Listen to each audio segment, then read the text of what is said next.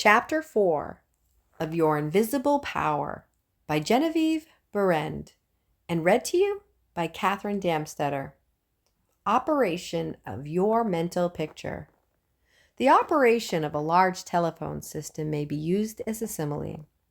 The main or head central subdivides itself into many branch centrals, every branch being in direct connection with the main central, and each individual branch, recognizing the source of its existence, reports all things to its central head.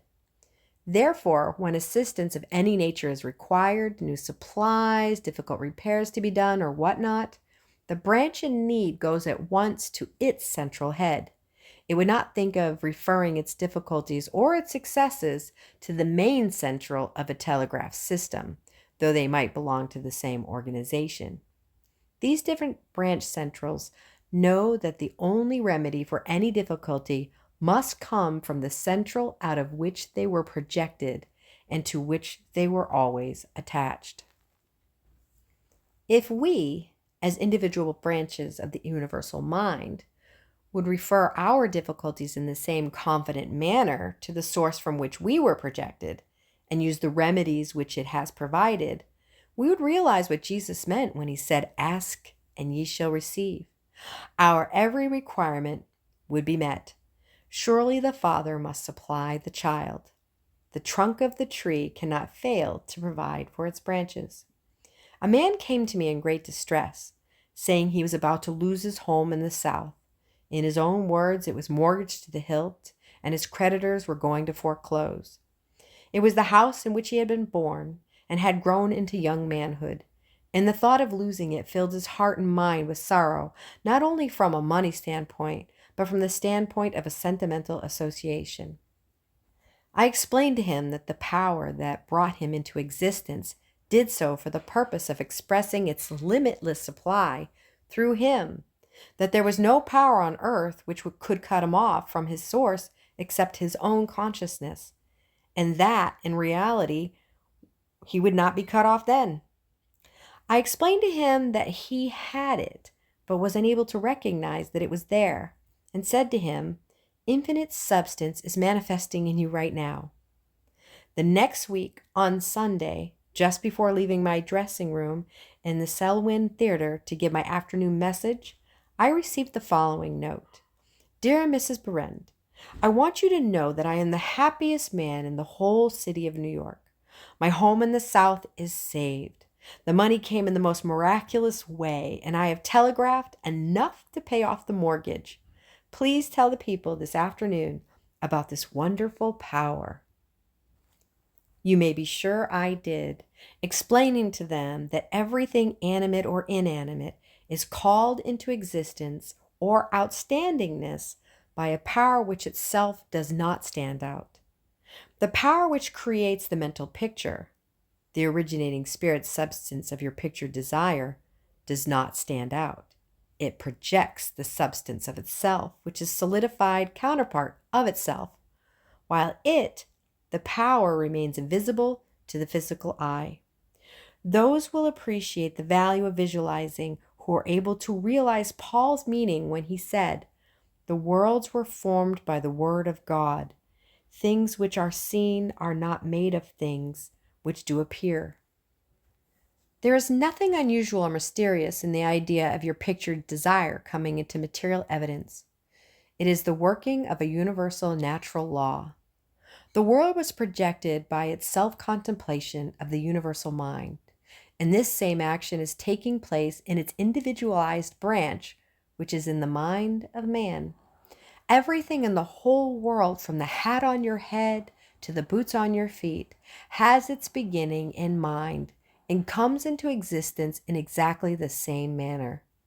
All are projected thoughts, solidified. Your personal advance in evolution depends on your right use of the power of visualizing, and your use of it depends on whether you recognize that you, yourself, are a particular center through and in which the originating spirit is finding ever new expression for potentialities already existing within itself. This is evolution. Your mental picture is the force of attraction, which evolves and combines the originating substance into specific shape.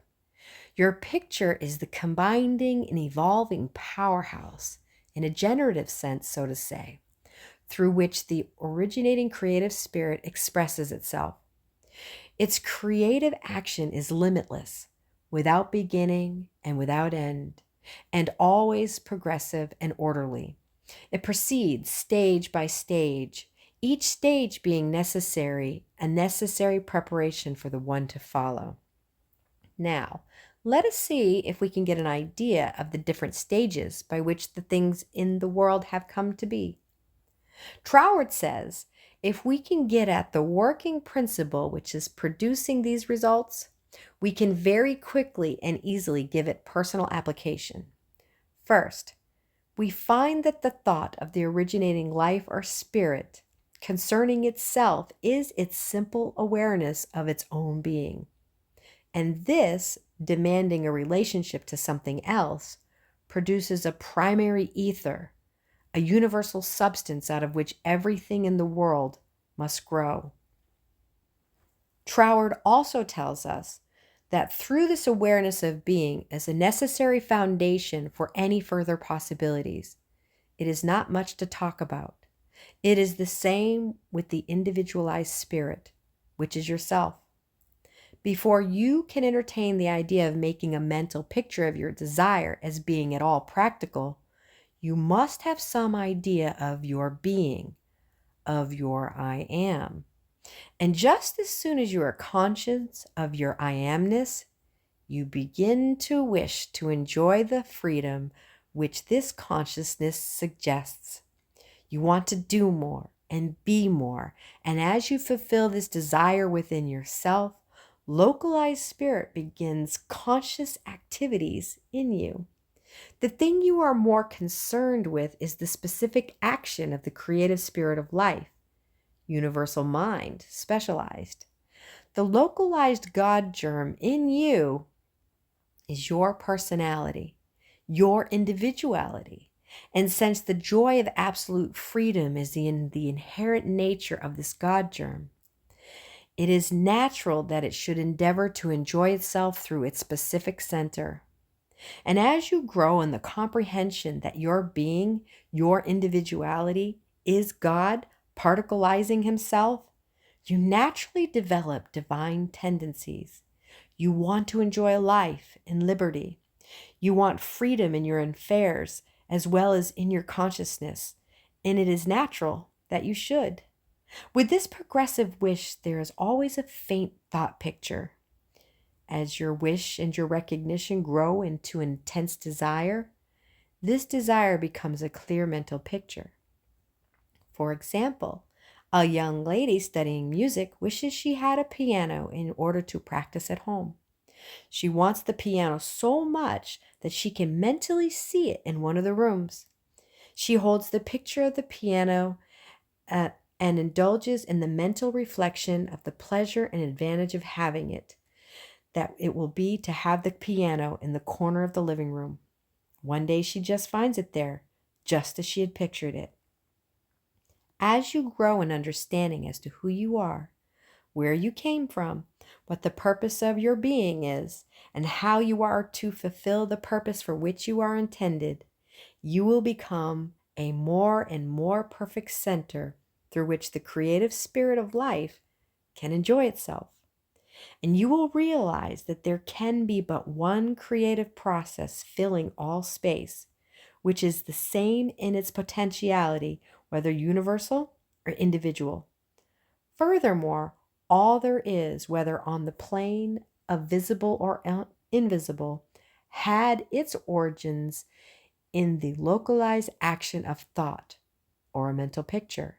And this includes yourself, because you are universal spirit, localized, and the same creative action is taking place through you. Now, you are no doubt asking yourself why there is so much sickness and misery in the world. If the same power and intelligence which brought the world into existence is in operation in the mind of man, why does it not manifest itself as strength, joy, health, and plenty. If one can have one's desires fulfilled by simply making a mental picture of that desire, holding on to it with will and without anxiety, doing on the outward plane whatever seems necessary to bring the desire into fulfillment, then there seems no reason for the existence of sickness and poverty. Surely no one desires either. The first reason is that few persons will take the trouble to inquire into the working principles of the laws of life. If they did, they would soon convince themselves that there is no necessity for sickness and poverty which we see about us. They would realize that visualizing is a principle and not a fallacy. There are a few who have found it worthwhile to study this simple, though absolutely unfailing law, which will deliver them from bondage. However, the race as a whole is not willing to give the time required for the study. It is either too simple or too difficult. They may make a picture of their desire with some little understanding of visualizing for a day or two, or more frequently it is for an hour or so. If you will insist upon mentally seeing yourself surrounded by things and conditions as you wish them to be, you will understand that the creative energy sends its substance in the direction indicated by the tendency of your thoughts. Here lies the advantage of holding your thought in the form of a mental picture. A man in the hardware business in New Jersey came to me in great distress. He would have to go into bankruptcy unless something happened in a fortnight. He said he had never heard of visualizing. I explained to him how to make a mental picture of his business increasing, instead of a picture of losing it. In about a month's time, he returned, very happy, and told me how he had succeeded. He said, "I have paid my debts, and my shop is full of new supplies." His business was then on a solid basis, and it was beautiful to see his faith. The more enthusiasm and faith you are able to put into your picture, the more quickly it will come into visible form. And your enthusiasm is increased by keeping your desire secret. The moment you speak it aloud to any living soul, that moment your power is weakened. Your power, your magnet of attraction, is not that strong, and consequently cannot reach so far. The more perfectly a secret between your mind and your outer self is guarded, the more vitality you give your power of attraction. One tells one's troubles to weaken them, to get them off one's mind. And when a thought is given out, its power is dissipated. Talk it over with yourself, and even write it down. Then destroy the paper. However, this does not mean that you should strenuously endeavor to compel the power to work out your picture on the special lines that you think it should. That method would soon exhaust you and hinder the fulfillment of your purpose. A wealthy relative need not necessarily die or someone lose a fortune on the street to materialize the $10,000 which you are mentally picturing. One of the doormen in the building in which I lived heard much of the mental picturing of desires from visitors passing out of my rooms. The average desire was for $500. He considered that $5 was more in line and began to visualize it, without the slightest idea of where or how he was going to get it. My parrot flew out of the window, and I telephoned to the man in the courtyard to get it for me. One caught it, and it bit him on the finger. The doorman, who had gloves on and did not fear a similar hurt, took hold of it and brought it up to me. I gave him 5 $1 bills for his service. This sudden reward surprised him. He enthusiastically told me that he had been visualizing for just $5, merely from hearing that others visualized.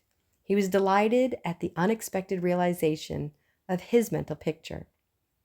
All you have to do is make such a mental picture of your heart's desire and hold it cheerfully in place with your will, always conscious at the same infinite power which brought the universe into existence, brought you into form for the purpose of enjoying itself in and through you. And since it is all life, love, light, power, peace, beauty, and joy, and is the only creative power there is, the form it takes in and through you depends upon the direction given it by your thought. In you, it is undifferentiated, waiting to take any action given it as it passes through the instrument which with is made the purpose of self-distribution. You. It is this power which enables you to transfer your thoughts from one form to another.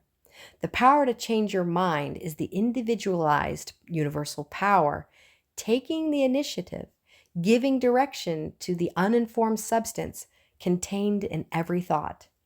It is the simplest thing in the world to give this highly sensitive substance any form you will through visualizing. Anyone can do it with a small expenditure of effort. Once you really believe that your mind is a center through which the unformed substance of all that is in your world takes involuntary form. The only reason your picture does not always materialize is because you have introduced something antagonistic to the fundamental principle. Very often, this destructive element is caused by the frequency with which you change your pictures. After many such changes, you decide that your original desire is what you want after all. Upon this conclusion, you begin to wonder why, being your first picture, has not materialized. The substance with which you are mentally dealing with is more sensitive than the most sensitive photographer's film. If while taking a picture, you suddenly remembered you had already taken a picture on that same plate, you would not expect a perfect result of either picture. On the other hand, you may have taken two pictures on the same plate unconsciously. When the plate has been developed and the picture comes into physical view, you do not condemn the principle of photography, nor are you puzzled to understand why your picture has turned out so unsatisfactorily. You do not feel that it is impossible for you to obtain a good, clear picture of the subject in question. You know that you can do so by simply starting at the beginning, putting in a new plate, and determining to be more careful while taking your picture the next time. If these lines are followed out, you are sure of a satisfactory result. If you will proceed in the same manner with your mental picture, doing your part in a correspondingly confident frame of mind, the result will be just as perfect. The laws of visualizing are as infallible as the laws governing photography. In fact, photography is the outcome of visualizing. Again, your results in visualizing the fulfillment of your desires may be imperfect, and your desires delayed through the misuse of this power, owing to the thought that the fulfillment of your desire is contingent upon certain persons or conditions. The originating principle is not in any way dependent upon any person, place, or thing. It has no past and knows no future. The law is that the originating creative principle of life is the universal here and everlasting now. It creates its own vehicles through which to operate. Therefore, past experience has no bearing upon your present picture. So do not try to obtain your desire through a channel which may not be natural for it, even though it may seem reasonable to you. Your feelings should be that the thing or the consciousness which you so much desire is normal and natural, a part of yourself, a form of your evolution. If you can do this, there is no power to prevent your enjoying the fulfillment of the picture you have in mind, or any other you may create.